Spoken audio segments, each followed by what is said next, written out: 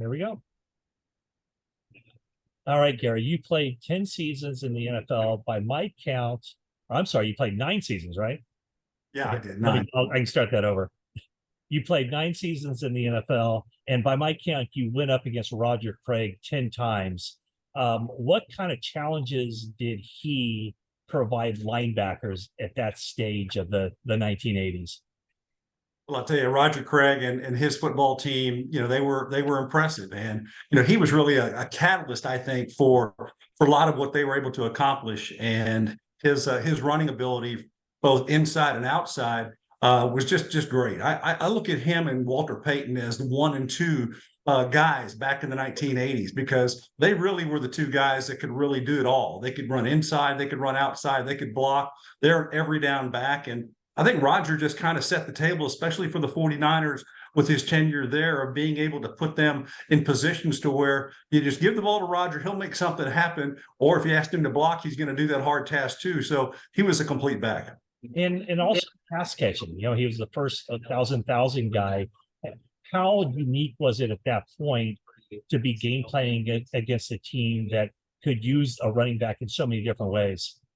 Yeah, most teams in those days were running a two-back offense. The 49ers ran a two-back offense to a degree. They also went with one back, and Roger did a great job getting out in pass patterns in that one-back sets, and as well as in the two-back sets, because he did a nice job with his hands catching the football. And obviously, he's well known, for fans as being the high knee guy, the guy being able to get a step over everybody and get some extra yardage. And so I think that that kind of was his style, and it's really his signature style of running.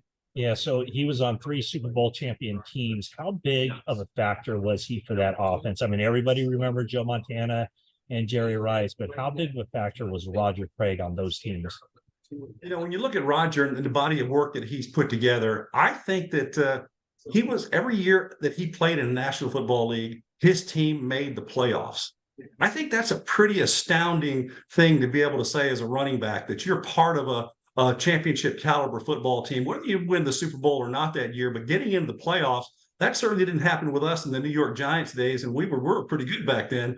But Roger and his teams, wherever he was at, he made that. And, he was a complete back, as I said. And I think that, obviously with the 49ers, I think he completed the offense, with Joe and Steve, when they're throwing the football out to Jerry, that's a nice thing. But you've got to have somebody who can complement that passing attack, which the 49ers, use so well, and that with the sideline to sideline and then catch you deep. It was a pretty fun thing to watch, and Roger really stepped up big time in the run game. Okay, so Rogers won a 12 semifinalists for 3 spots from the seniors category for the Pro Football Hall of Fame. You're a rival of his. You didn't play on the 49ers, so why would you go to bat, or why would you support Roger Craig in his quest, or for his candidacy for the Pro Football Hall of Fame? Well, as football players, we all seem to think that we're indestructible, but I tell you what, Roger was one of those guys that I always admired because of the style and the toughness and the ruggedness that he played. Didn't shy away from contact, and he was one of those guys that was able to do what was asked of him within that offense and that system. And he did it well, did very well. So I applaud him in his career. I think that he's deserved of any accolade that you can put on a running back, because I think he is literally one of the best running backs of all time. Wow, and deserving of a spot in the Hall of Fame. Certainly deserved of a spot in the Hall of Fame. As I said earlier, I think he was 1 and 2 behind he and Walter in the 1980s. All right, Gary. Hey, thank you so much. You bet. Okay, that was great. I appreciate it. Yep. Okay. You guys have a great day. Take care. Bye-bye. See ya.